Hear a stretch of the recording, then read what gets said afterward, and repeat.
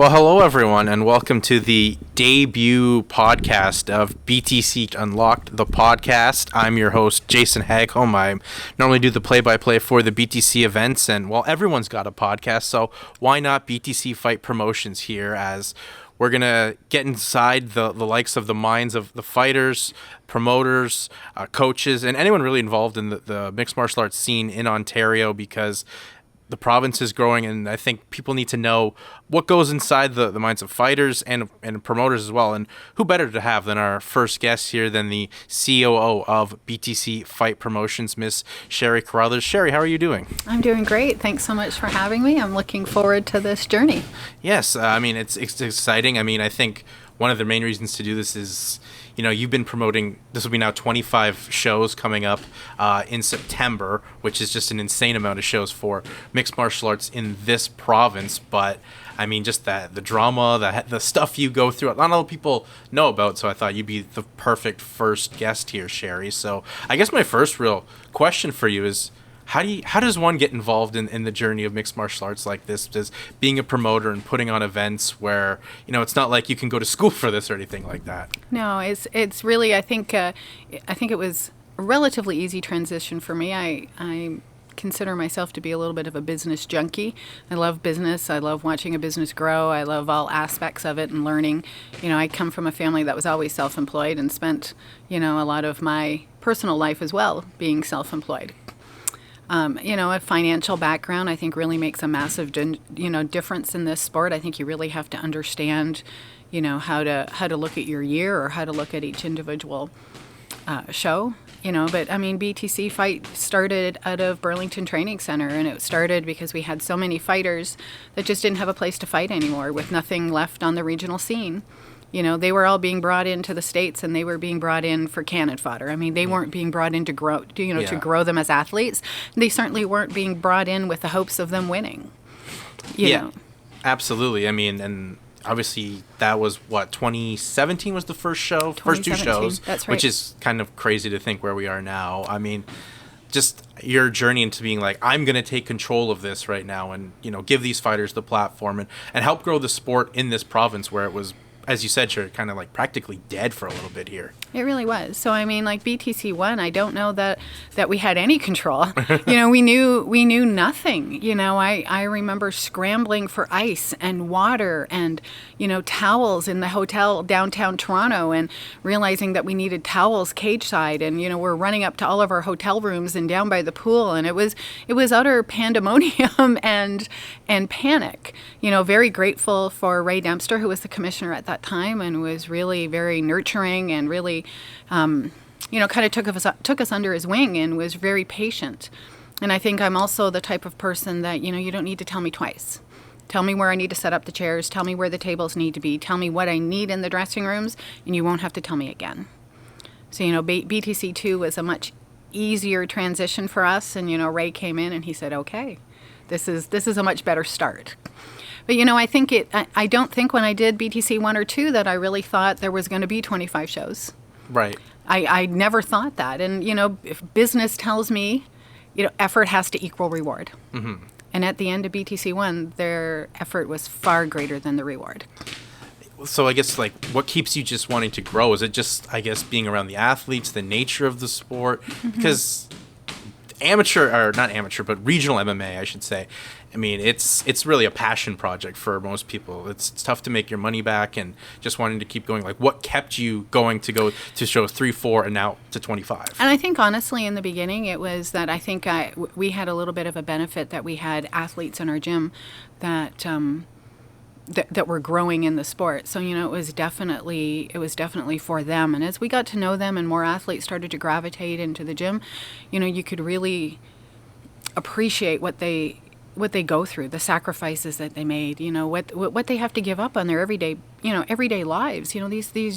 These fighters are training twice a day. They're giving up family time. They're giving up personal lives. Sometimes they're even giving up a job or, a career to see if they can take a shot at this. And as a businesswoman, or as somebody that's been self-employed, how can you not respect that? Absolutely. And as well, how can you not respect, I guess, you being a woman in a massively male-dominated industry? and the perseverance of the promotion with that, because not a lot of women have had success in these male dominated industries. Like, talk about that for you, like your experience being a woman in this sport. I think it plays both ways. I think that I think as a competitor in this sport, somebody who's competing in the promotion industry, I think we've been overlooked at times. Especially we've come up with some other regional promoters in here that have gone by the wayside, and a couple conversations where they really didn't think we were a force to be reckoned with. Certainly we've had a couple fighters that didn't respect who we were and what we were doing, and we've had to part ways because of that.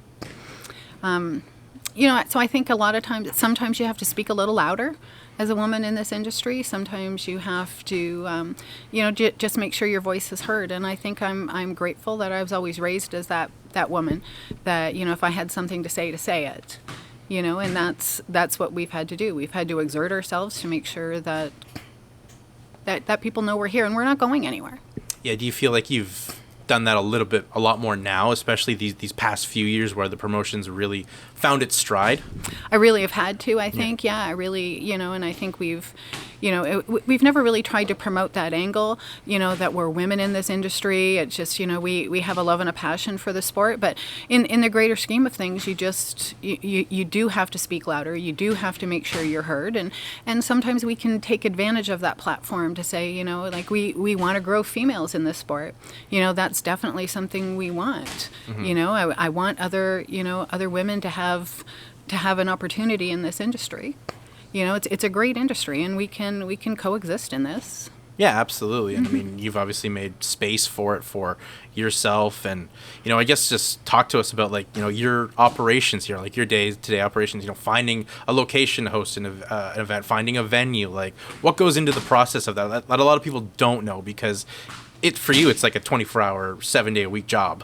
It really is. We tend to commit to shows quarterly, and we do that intentionally. I mean, would we like to do 8, 10, 12 shows a year? We would love to, but time just doesn't dictate that. It takes us a good 3 months to put a show together, to unbox the previous show and start working on the next show. And sometimes we're doing those two things simultaneously.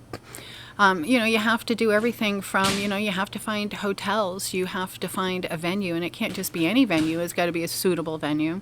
You have to look into cost, you have to look into seating capacity, we have to know whether, we can serve alcohol or somebody else serves alcohol, proximity to hotels, is there going to be enough parking, are we going to have that issue, we're still looking at a couple cities that we want to go to that aren't, really receiving us, as being in their city, that, is there any need for us to be there? What's that going to create or cause? So it is a lot of work, and it's a lot of time. And then, you have to look at your matchups and flights and medicals. And if you're bringing somebody in from another country, a lot of people don't realize that, their medicals need to be translated, and that they have to, you're paying for a translator now. And it honestly some days seems endless. What's the pitch to like a city or anything? Is there like a video package or anything like that? Like, obviously showing the track record of the events you've done obviously has to help and impress the city. I know you've gone back to some cities as well where you've had success in, but like you're pitching to a new city, like what's the game plan going into to sell BTC? Yeah, it was definitely more difficult in the beginning, probably in the first, up to 7 or 8 shows. It was definitely a little more difficult, and it usually required an in-person visit from me, and sometimes before council in a city. Now a little easier, because I can direct them to our website, which speaks for itself. I can direct them to our YouTube channel, mm-hmm. which speaks for itself, and even social media that speaks to to itself. But imagine, the first 5 shows when that was virtually non-existent, and the sport didn't exist. Yeah. Here. Yeah. So you're spending half your time just trying to keep the wheels going of the show and trying to balance putting the show together. That's right. Yeah, exactly. So your time's just so crazy booked with that. And then I guess just dissecting, when you guys are putting together a show, what are you looking for? Obviously, you need some recognizable names. Obviously, local helps a lot, being a regional promotion. Absolutely. But what are you guys looking for when putting together a show to have the quality that BTC has had over these past 24 shows? And I think, I think you'd have to kind of break that down to the first half of our career as opposed to our last half of our career. The first half of our career was really about survival. Can we make it to the next show? Can we make it to the next show? And that really was focused on, local bodies. I have a saying that I think our matchmaker is not a very big fan of. He'll say, this fight is great. And the first thing I say is, okay, who's putting asses in the seats? Because, without those asses in the seats, we don't keep the lights on, we don't pay the bills, we don't get to bring the next fighter. Now, thankfully, as we've moved forward into the last half of our career, things have changed a little more. We have a little more knowledge, and, we tend to try and split our card up, to the top half of our card, the bottom half of our card. The top half, we're looking for those big name fights that, that fan is going to really put value on it. They may not have come to the show to watch them. They may have come to watch somebody on the bottom end of the card, but, can really appreciate, the ex-UFC fighters, or, those that have fought for Bellator, or those fellows that are just, maybe one or two fights away from a bigger platform. But, I mean, obviously, the biggest venue for you guys is like the live gate, obviously trying to get those local people in. 100%. So you need local talent more so. That's the lifeblood of this region. Would you say that? Well, I think it is. But you have to remember, we do live stream too. Yep. So that definitely generates, our revenue. And as and that's not something we've always done, that's something we've added as we've moved forward, which has given us, into the last half of our career, given us that ability to bring in a matchup that isn't local, right? For the top half of our card, because it still has the ability for us to generate that revenue, for it to make a little more sense from a financial point of view. I guess what I was more getting at, it's obviously, yeah, you have those fights, but you always want to have, like, as you said, who puts butts in seats. And, like, that's the thing you're looking for, because obviously, and especially if you're local and can do that, it's a big win. But how have you found it harder to find those kind of fighters that, want to sell themselves and the promotion? Or, because I'm sure you have to deal with more fighters that deal with, oh, you're the promoter, like, that's your job. That has been definitely a thorn in my side from day one. You find that two or three that really want to hustle and understand that, I think in business I've always been taught that you make yourself as irreplaceable as possible, no matter what your job is, whether you're a fighter or you're an accountant or whatever. You show up, you put in the work, you work hard, you make yourself as irreplaceable as possible. So, those fighters that are willing to promote themselves, pump the fight on social media, sell those tickets, sell those live streams, they're easier to bring back the next time, because they help keep the lights on. And that's reality. But, we don't have a ton of those fighters in this province. They do have the mindset that, you're putting on the show. My job is to come in and fight and move on. But really, they need the platform. They want the platform. Fighters profess they want that platform, but they don't always put in the same effort that those others do. And I would think that fighters would want a promotion that would take care of them. Mm-hmm. And I think we have valued that, put value in that. Those that are willing to sell those tickets, we're willing to bring fights in from wherever we need to. If they're going to put forth that effort, then I'm going to match that effort. Do you ever use, like, fighters as an example of, like, this fighter's promoted themselves and the show, and they had some success selling tickets, and, like, look how great their career is going? Obviously, they need the skill in the cage and stuff like that. Yeah, but, 100%. But you need to have that ability, too, to put those butts in seats, or else no one's going to come as you said, keep the lights on. Yeah, I've certainly had that conversation with a few fighters, and a couple have changed and responded, and others just don't. And it's always something that I think it's an educational thing. And I think, sometimes it comes from coaching, and I think sometimes it's, and I understand that they're working every day. Mm-hmm. Some of these, they have families and they have potentially full-time jobs and they're training twice a day. So do I, though. Mm-hmm. So do I. I still have a family. I have 2 full-time jobs, and then BTC Fight is my 3rd full-time job. And, and I still need to create this platform for them to be on. I would just like to see it be a little more of an even playing field. What do you mean by that, Shari? Well, I'd like to see fighters that want to continue to fight for us to put forth, a touch more effort and realize that behind the fight is a business. Mm-hmm. You know, it's not just everybody show up. You know, behind the fight is a business, and that my 3 months of work is equivalent to their training camp. You know, and I think it really is. You know, it's, you know, I'm, like you said earlier, like I'm working at this from sun up to sundown. You know, I'm driving home and I'm talking to the matchmaker on the phone. You know, Sunday morning it doesn't stop. If I'm going out for dinner on a Friday night, my phone still rings, or a text message still happens, or, you know, can I send this contract out, or we want to announce this fight tomorrow. Can you please make sure you sign this contract? You know, vacation is that, but I've accepted that. You know, this is my role. This is what I want to do. You know, but I would certainly like to see, especially the young fighters that are growing up in this sport, as there becomes more and more opportunity. I would like to see these young fighters educated that, you know, they can make a little more money. Like, our fighters are paid to sell tickets. You know, they have the opportunity to supplement their, you know, their show money. They have that opportunity to supplement. And who doesn't want to walk out to screaming fans? Right. You know, which is exactly why we started this, exactly why we travel across the province, to give fighters an opportunity to fight at home that have never had that opportunity. Because it's a complete different feeling. Yeah, I mean, if you've been to some of the shows too, like especially, you know, the first trip to Niagara Falls, all those NTT, that was like a major promotion show, like a UFC or a Bellator level show. Like, yep. I'm sure like those are things that you can sell fighters on too. And you know, the whole name of the game, you're like a prize fighter, right? You obviously want to sell yourself, because the biggest stars were able to not only be quality fighters, but that wasn't everything.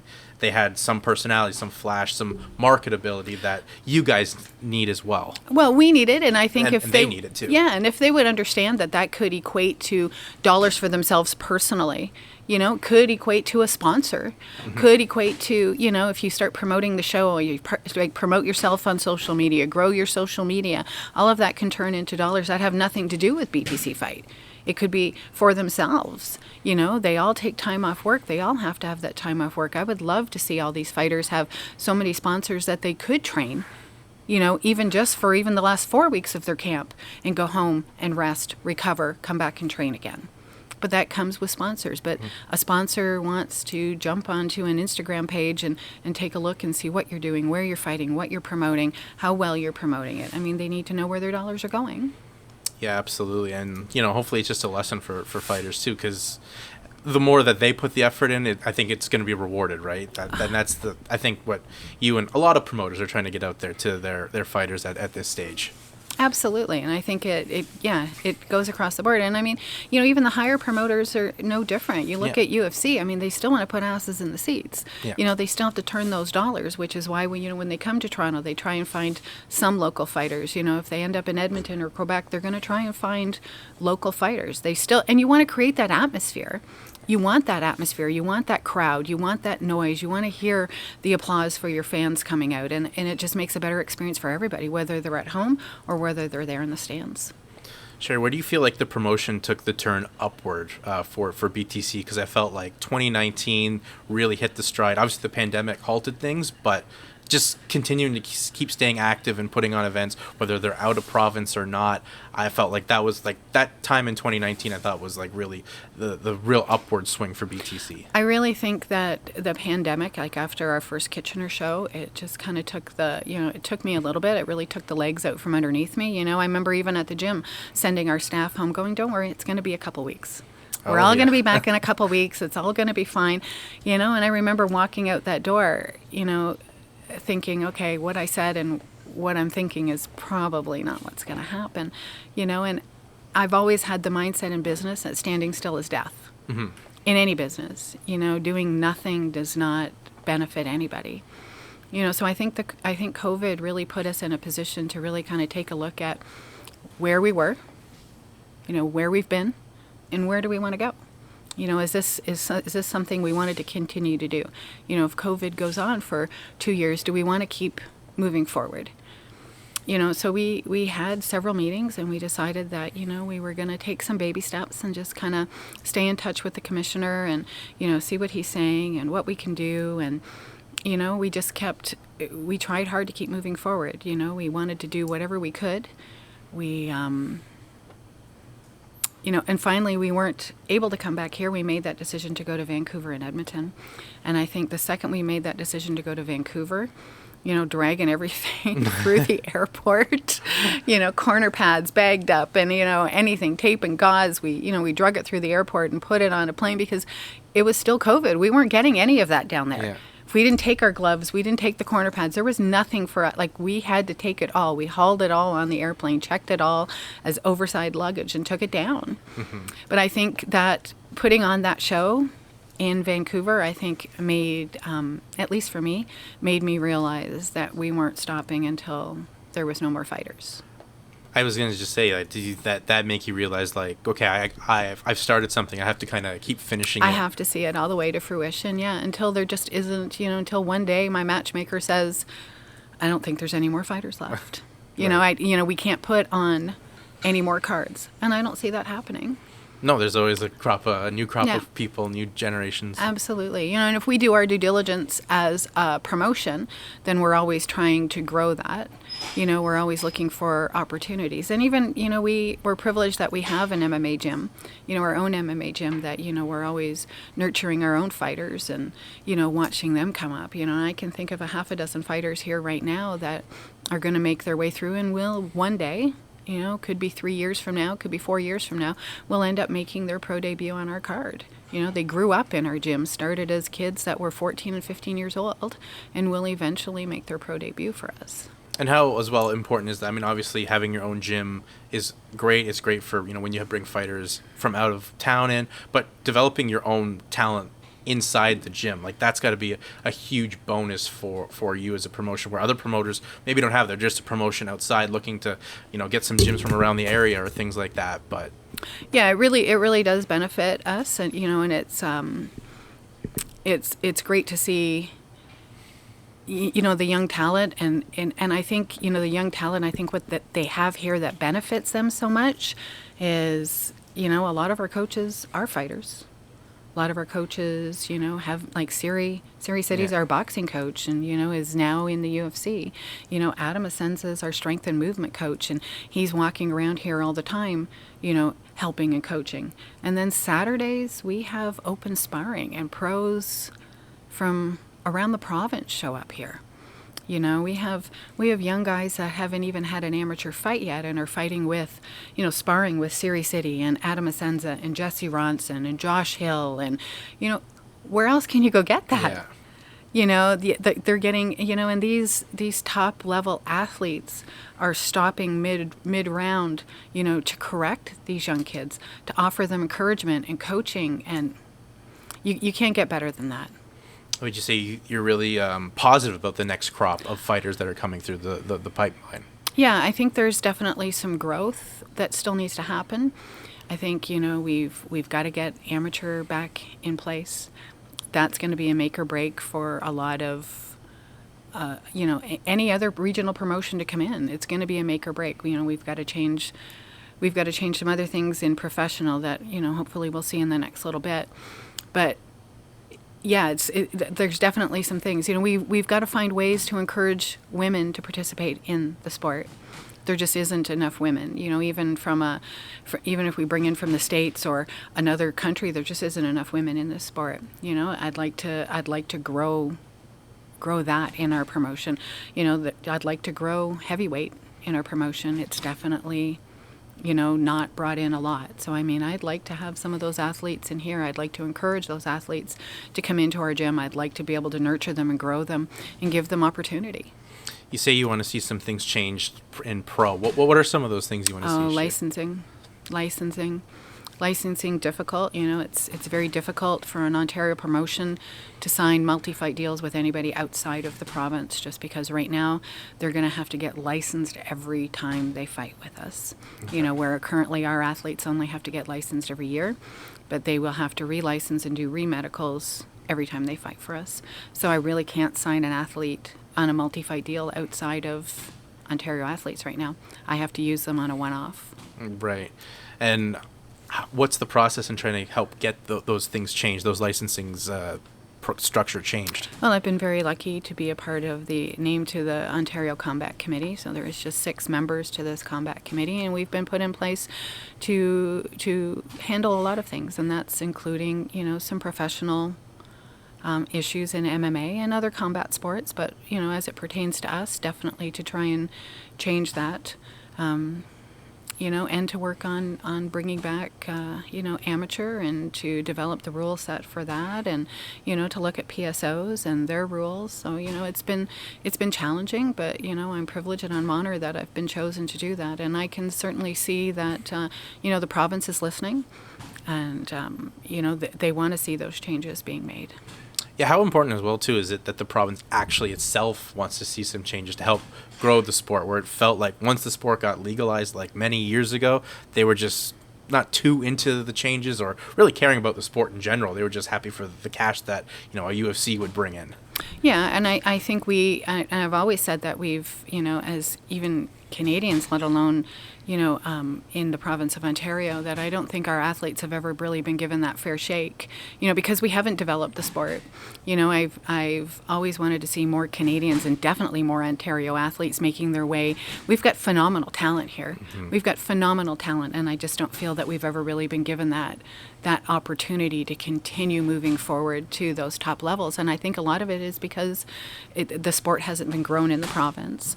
So although they never really paid attention now, I think we have to be positive and look at the fact that they are now.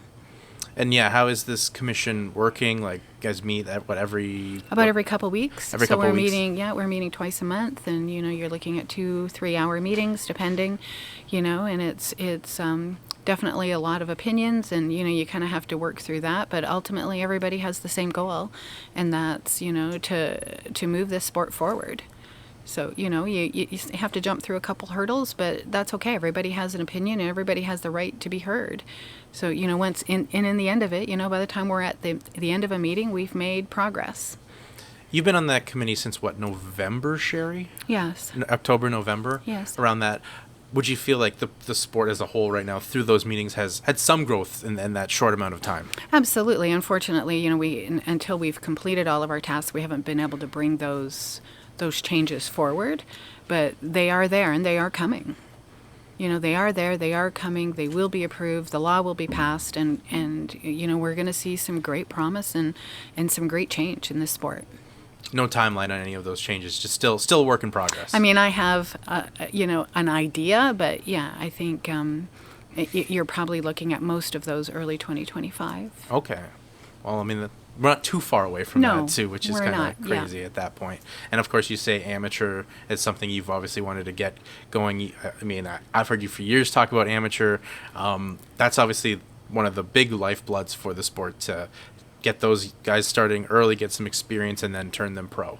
Yeah, we've been missing that in this province since we started in 2017. We have no feeder system. Right. We have no feeder system, which, again, you want to talk about longevity of a regional promotion. No regional promotion is going to have longevity if there's no feeder system and you start to run out of athletes. Athletes age, and if they're not being given an opportunity to hit a higher platform, they retire, they move on, they have to start at some point in time focusing on their other career. So, we're looking at, without that amateur system, we need that feeder system. Or a regional promotion is forever flying in corners, and you will never survive doing that. You will never survive. You have to have local athletes, and we are going to run out of local athletes if we don't develop that proper feeder system. I know you've been really hammering on that, too, so hopefully that those changes do come into effect, and that by 2025 we can get that amateur back. And absolutely. Just how important is that for your promotion too, because you get those guys some experience on like a bigger venue, a lot of fans around them too. That's got to be huge as well, plus the cage experience and just getting the amateur scene going again too. Absolutely. And I mean, it's something that I think we'll have to see when we get there, but I can see BTC Fight being a part of that, and wanting to have those amateur shows, and having those amateur shows gives us a great transition, like you said, into pros. We can grow them on the amateur scene, and just transition them easily into the professional scene. Maybe one day you'll even see us running a pro-am show, which would be definitely interesting. I think that's one way to put it, Yeah. for sure. Shari, what are you looking for in like athletes to bring them in? Like, what is the ideal athlete BTC Fight's looking for? The ideal athlete? Somebody homegrown. Okay. Somebody homegrown, somebody who can, again, we've talked about asses in the seats, right? Yeah. Somebody who's willing to promote themselves, And I want somebody that wants to take a fight, any fight, just wants to fight. I want somebody that maybe is not as cautious, I want somebody that steps in the cage and understands that they're here to put a show on. I want somebody that, just goes in and gives it everything they have. I love an athlete that can speak on the mic afterwards. I love an athlete. We've had a few of those. We've had a few of those, yeah. Tony Laramie. Yeah, for sure. And fans love that. Fans love that. Fans respond to that. And that's great for the promotion. And ultimately will be great for the athlete. What do you see BTC growing through the end of this year with obviously the 25th show, which we'll definitely talk about, but going into 2025, 2026, like where do you want to see the promotion grow? Like what are the next steps you want to see from BTC? So, we always talk about fan experience. Definitely, we're looking for that TV option, that TV deal, to take us to the next level. But, in the meantime, we're looking to grow the promotion period. We've come to realize that for us to get to any next level, we have to add staffing. So, we just, a lot of people will have seen on BTC Fight that, we've started advertising for some additional staff to come on board. Just really promoting our name, I think, is what we're going to be focused on the end of this year and 2025. Just really putting that name out there, whether it's more in local businesses in the area, reaching out to more media to make sure that they know we're coming into a city and really pumping that, where we are. The city that we're in, and just, even cross-promoting, we're all about giving love, we're all about giving love that, wherever we go, we want to make sure that, we can help as much as, is given back to us. So I think you're going to see 2025 just a really big push for us to, hopefully with the amateur and with professional, but, our goal is really going to be to make sure that our name gets on a lot of people's lips. That's obviously a good goal. You said there's the streaming option or TV deal. Is there any wheels in motion for that? Obviously that's, I think, the one thing that has kind of kept BTC back. It's just like that mainstream where more people can get eyes on the promotion. Yeah, so definitely a couple opportunities that have come across in since probably 24. Hoping to speak about it a little more after 25, but, definitely nothing finalized right now. Okay, obviously that's the one big goal. Another big goal, as you said there. One of the reasons, obviously, to get you on here, Shari, is, 25 shows coming up, 24 now in the books. Some crazy moments just having to deal with all the hoopla. What are some moments that, you'll always remember and just like the hecticness that goes on? Because not a lot of people know like what it takes to put on a show. They just think you just come buy your ticket, the fighters fight, and then you go home. But as you said, this is a 24 hours, 7 days a week job for you. Like what are some moments that you will always remember? I'll remember our first show in Ontario after COVID. Right. I'll never forget that show. And, being told by the commission that, we can have a show, and then realizing no venues had opened their doors. So we were permitted to have a show, but there was no place to have a show. We called everybody, there was no banquet halls, nothing was going to be open. So we were in our gym, and I stood at the balcony on our gym, and I went, I wonder if we can empty this place. So we did. We gutted the gym. We were able to put in, 800 seats, left our cage in, and, and then we came down to another issue, that it was COVID. And I think we ended up with, at the end of the day, 4 fights that night. 4 fights, and it was really what do we do? Is it go or no go? Is it go or no go? And we just made the conscious decision that we don't want to cancel fights. We don't want to be those people that cancel fights unless it's dire. So we decided at 4 fights we were going to go. And I learned that night that I had a very unique skill. I had the ability to stretch an evening, to really stretch an evening. But you know what? It was a great chemistry in that building that night. And, you know, you could tell that fans were ready for the sport to be back. So it really was something special, and I don't think I'll ever forget that night. Obviously, flying to Vancouver and putting on our first show with no fans. Yes, that was a very eerie show.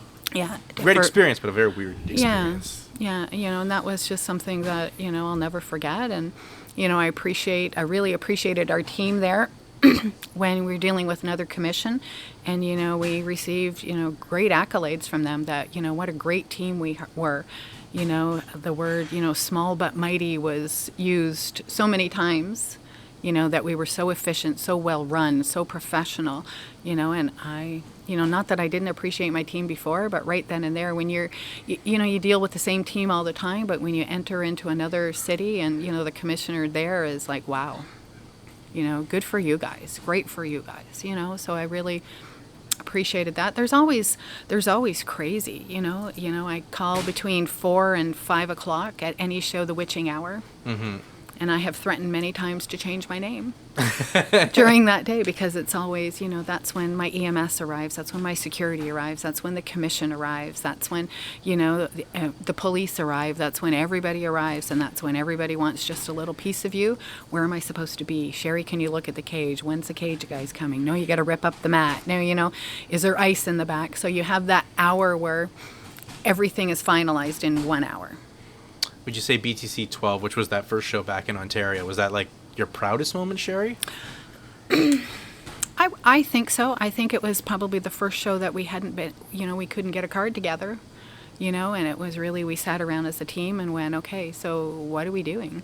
You know, and we've always said when we started this that we were starting this for the athlete and that we would always try and make that decisions, like the majority of our decisions, if we could, based around the athlete. You know, is this good for our athletes?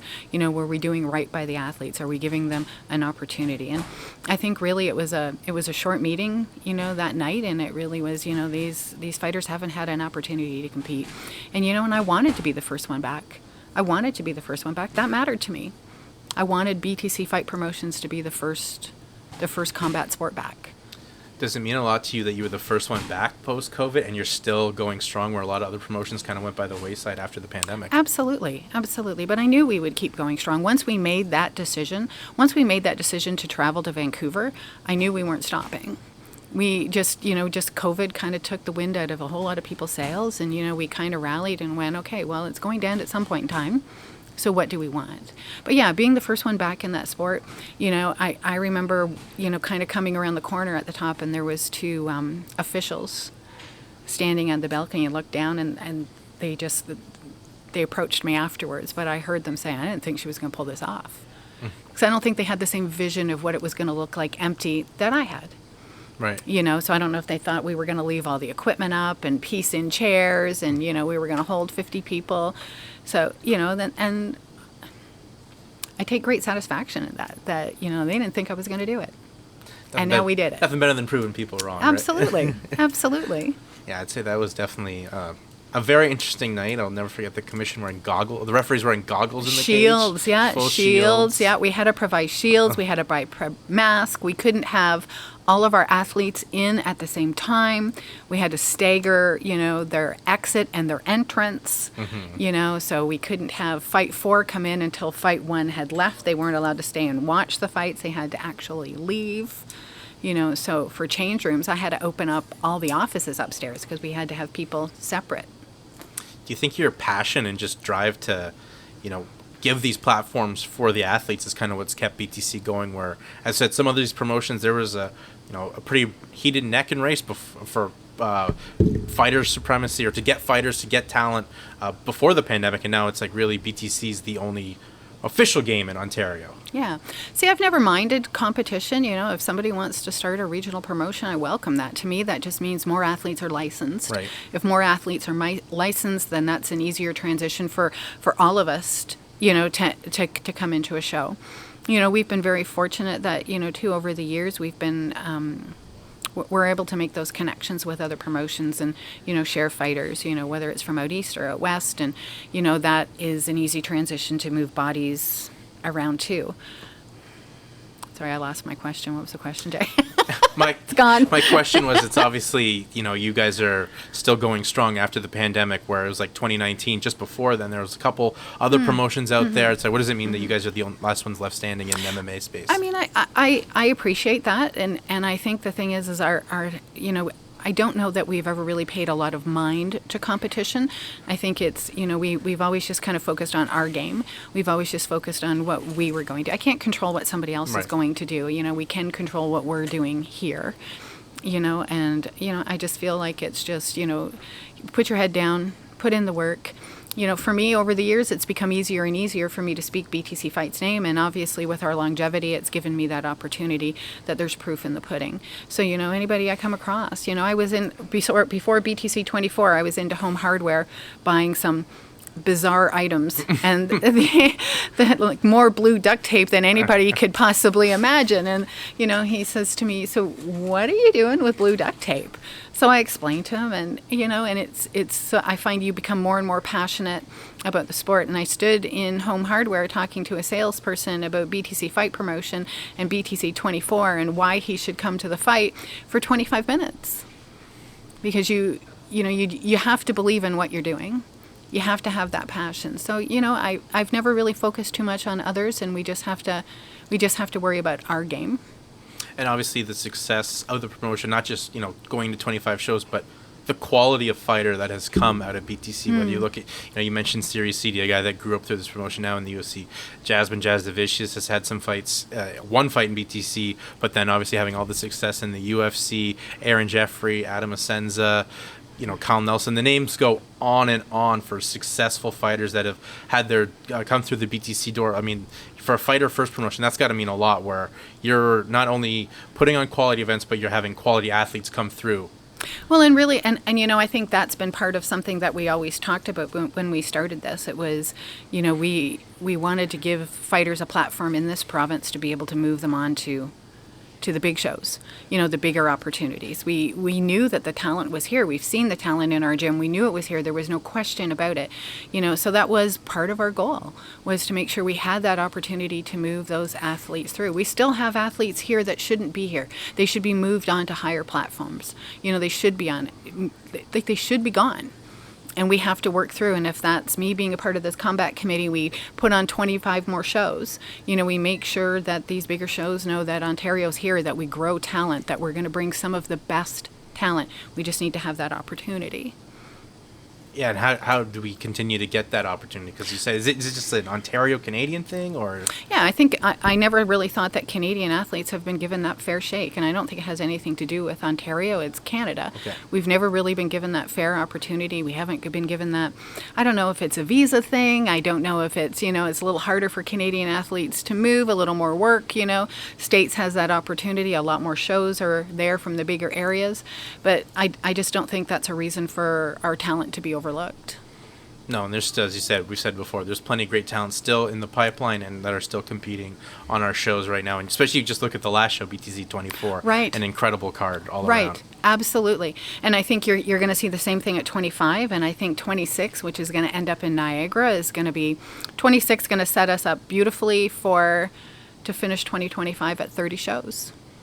And let's talk about BTC 25. I mean, did you ever think, first of all, Shari, did you ever get to 25 shows?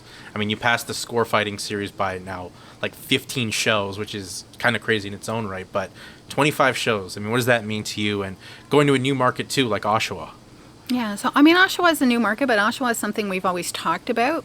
It was one of those cities that, kind of made sense from where we're located. You kind of take a look at a city and where can you pull from, right? You take a look at clubs and, so on and so forth. You want to talk about putting asses in the seats, you have to have that proximity to those that are fighting and competing, right?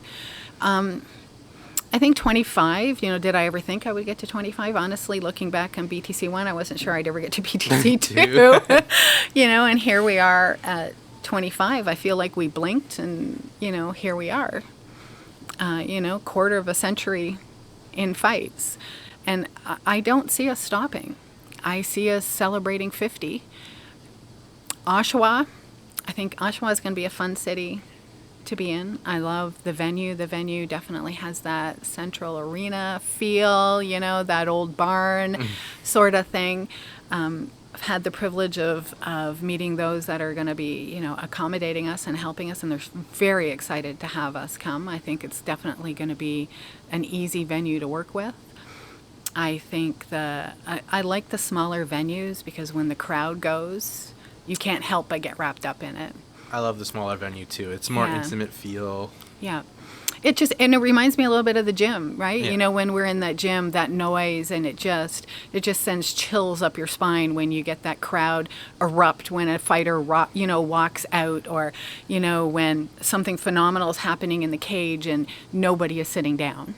But that noise, and it just kind of bounces off the walls, and you can come because you're somebody's mom and you don't like them fight, but you can't help but get wrapped up in the moment in the small venues.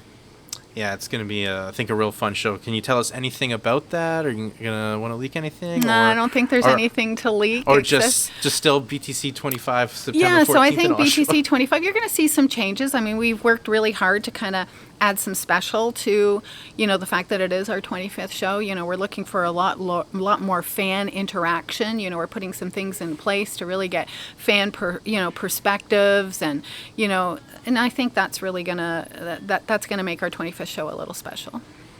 Well, it's going to be a fantastic night. 25 shows. I mean, great work continues, and as you said, 2025 to 2026. I mean, the sky's the limit, I guess, for BTC. It feels like you guys have found that form as a promotion they did just before the pandemic. Absolutely, and it really was, trying to balance the financial perspective and, giving the fans something that they could really value and appreciate, and then making sure our fighters were taken care of, that we were giving them the platform, giving them the opportunity, giving them the right fights. So it's those three things that really were a little bit of a balance, taking a look at your show, individually as opposed to the entire year, and, how we do that. And, we've got a great team, and we meet constantly, and we're always talking about fan experience and growth, and, what we can do to improve the shows. And I think when we decide that we have nothing left to do to improve, I don't think I want to do it anymore. I think that's a great way to end this, Shari. I mean, thank you for being the first guest here. And yeah, this podcast, I think, will be just great insight for the sport of mixed martial arts in this province, and just what great things, what great fighters, what great people are involved in mixed martial arts here in the province of Ontario. So that'll do it for episode 1, and we'll be back in the near future with episode 2.